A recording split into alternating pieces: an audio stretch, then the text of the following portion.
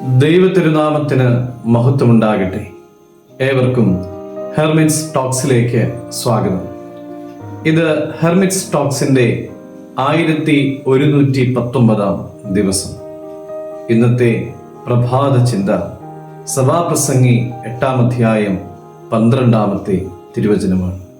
പാപി 100 പ്രാവശ്യം ദോഷം ചെയ്യുകയും ദീർഘായുസ്സോടെ ഇരിക്കുകയും ചെയ്യുന്നുണ്ടെങ്കിലും ദൈവത്തെ ഭയപ്പെടുന്ന ഭക്തന്മാർക്ക് നന്മ ലഭിക്കുമെന്ന് നിശ്ചയമായും ഞാൻ പറയുന്നു. തെറ്റ് ചെയ്യുന്നവർ സുഖമായി ജീവിക്കുന്നതും നീതിമാന്മാർ കഷ്ടപ്പെടുന്നതും കാണുമ്പോൾ നന്മയ്ക്ക് എന്ത് പ്രയോജനം എന്നൊരു ചോദ്യം പലപ്പോഴും ഉയരാറുണ്ട്.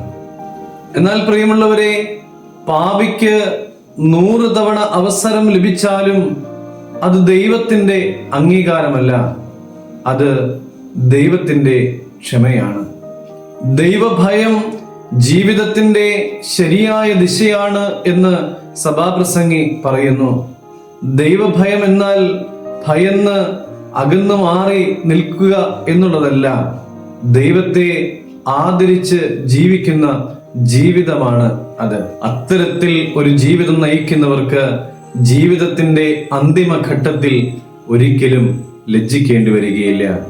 പ്രിയമുള്ളവരെ, ദൈവം നീതിമാന്മാരെ മറക്കുന്നില്ല. ദൈവത്തെ ഭയപ്പെട്ട് ജീവിക്കുന്നവന്റെ ജീവിതം പരാജയത്തിൽ അവസാനിക്കുന്നുമില്ല. നമുക്ക് ദൈവത്തെ ഭയപ്പെട്ട് ജീവിക്കുന്നവരായി മാറാം. ദൈവം അനുഗ്രഹിക്കട്ടെ.